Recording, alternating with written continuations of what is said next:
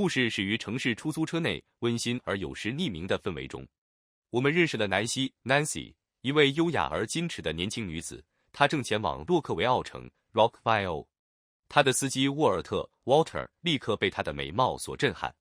在车程的最初几分钟里，魅力开始发挥作用，但方式略显 insistente 坚持。沃尔特试图打破僵局，对他大加赞美，甚至说他是自从他干这行以来进入他车内的最美生物。沃尔特被他迷住了，试图抓住机会。他邀请他去城里最好的餐厅晚餐，坚持要自己买单。南希起初对这种来自陌生人的直接 approach 接近持怀疑态度，但最终还是出于礼貌妥协了。然而，他提出了一个条件，他不想被骚扰。沃尔特承诺尊重他的界限，并成功的以偶尔联系为借口拿到了他的电话号码。就这样，一段复杂命运的线索被系上了。南希下了车，留给沃尔特的是他的号码和萌生的希望。一段时间后，沃尔特邀请南希去了一家高档餐厅，氛围浪漫，但南希仍保持警惕。沃尔特则无微不至，他承认自从相遇以来，他一直失眠，他让他思念不已。在晚餐结束时，看似合适的时机到来，沃尔特跨出了那一步，他正式请求她成为他的女朋友。南希的反应毫不含糊，虽然温和，被如此迅速的表白弄得措手不及。他解释说，他们才刚刚认识。他要求时间考虑，同时清楚地划定了界限，但保持礼貌。沃尔特接受了，但在他的态度中已经能感觉到一种潜在的占有欲。他送她回家，希望时间能站在他这一边。南希的职业生涯迎来了关键转折点。一天早上，他因为睡过头而迟到了重要的工作面试。尽管他很匆忙，但交通拥堵让他更加延误。当他到达办公室时，人力资源总监阿拉比尔小姐 Mademoiselle Annabelle， 一位严厉强硬的女性，因为他迟到了10分钟而断然拒绝见他。南希感到绝望。就在此刻，沃尔特再次出现在他的生活中。他碰巧就在该公司大楼内。看到南希的痛苦，他介入其中。他认识总监，并利用自己的影响力为这位年轻女子辩护，解释了情有可原的情况。多亏了他的干预，南希获得了第2次机会，得以参加面试。出于感激，他提出请他吃午餐。沃尔特接受了，视此为再次接近他的新机会。在午餐期间，他们开始了解彼此。沃尔特表现得很慷慨，点了红酒，并向南希保证他会买单，告诉他等工作到手后再还他。他对他充满信心。另一方面，南希开始产生复杂的情感。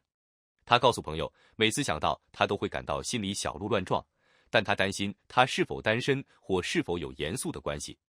沃尔特感觉到了机会，打电话给他，要求得到关于他们恋爱关系的答复。他约定了一个见面时间来讨论。南希心情沉重，知道他必须说什么。在他们见面时，南希很诚实。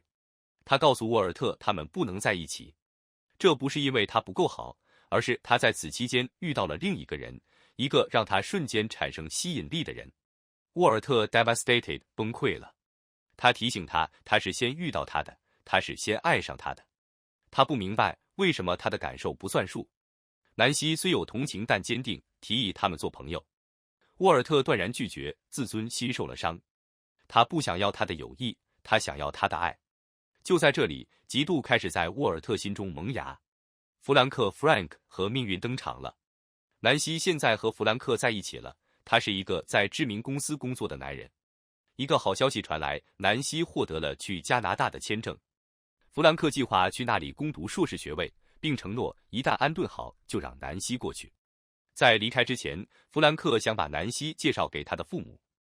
正是在这次家庭介绍中，冲击发生了。南希发现弗兰克有一个兄弟，而这个兄弟不是别人，正是几周以来一直纠缠他的出租车司机沃尔特。Revelations 揭露是残酷的。沃尔特看到南希在家里和他的兄弟在一起，立刻明白了局势。他感到双重背叛，被他爱的女人，也被他自己的兄弟。他认为兄弟是用钱和稳定财务状况偷走了这个女人。沃尔特将自己与弗兰克比较，他只是个住在父母家的出租车司机，而弗兰克是个去国外的高管。弗兰克必须返回加拿大完成安顿。然而，为了让南希作为妻子更容易与他团聚，必须正式化他们的结合。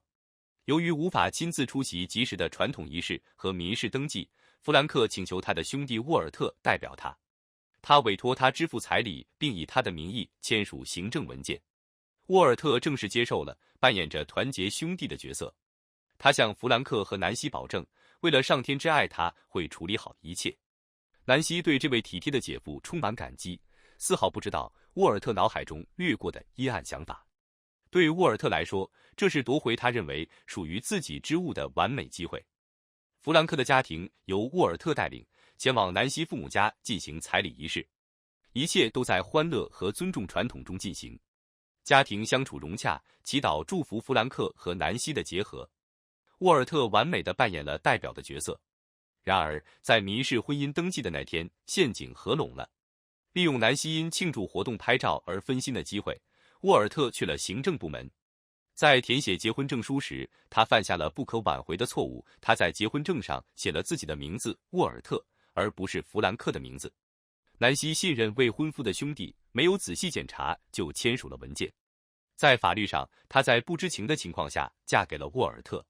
几天后，沃尔特开始改变态度，他表现得像南希的丈夫。他进入她的房间，要求她的婚姻权利，并坚持要圆房。南希震惊且害怕，猛烈地推开他。他提醒她嫁给了弗兰克，而不是他。沃尔特冷静而坚定地向他揭示了真相，在法律上，她是他的妻子。他向他展示或声称证书上写着他的名字。南希震惊了，他意识到了骗局。他立即联系了远在加拿大的弗兰克，后者愤怒且难以置信。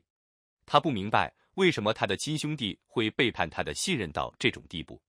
双方家庭组织了一次危机会议，气氛紧张。南希的父亲对峙沃尔特，沃尔特毫无悔意地承认了一切。他解释说，他是出于爱和嫉妒行事。他指责弗兰克用钱偷走了南希，而他沃尔特是先爱上他的。他认为他只是拿回了属于他的东西。南希发言捍卫他的选择。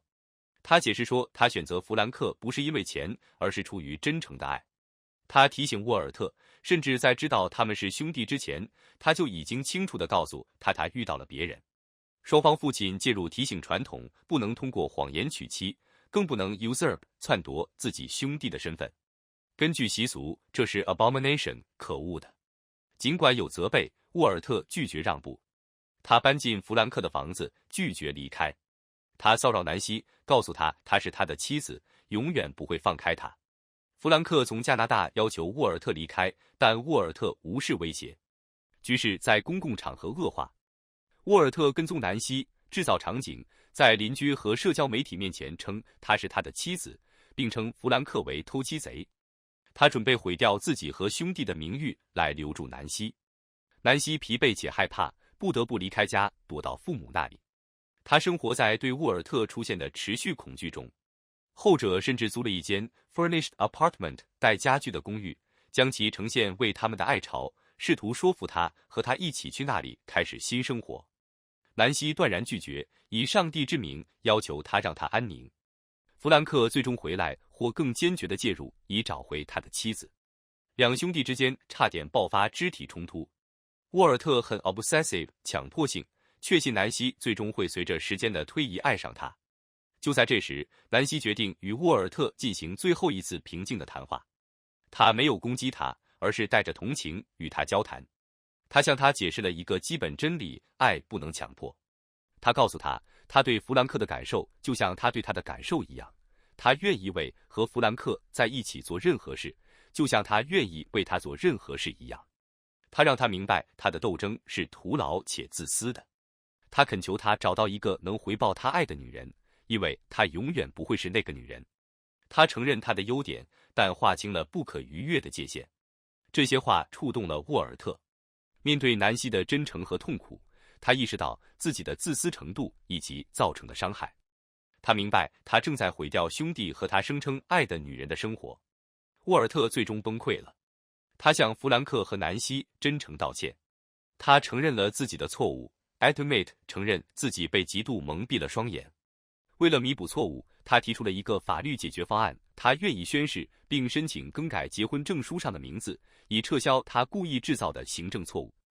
故事在希望的音符上结束，真相大白，法律得到纠正。弗兰克和南希终于能够正式化他们合法的结合，摆脱了沃尔特骗局的负担。后者虽然孤独，但通过选择做正确的事，找回了尊严。电影 concludes 结束于这样的教训：真爱不能被偷窃或强加，即使在最严重的错误之后，救赎也是可能的。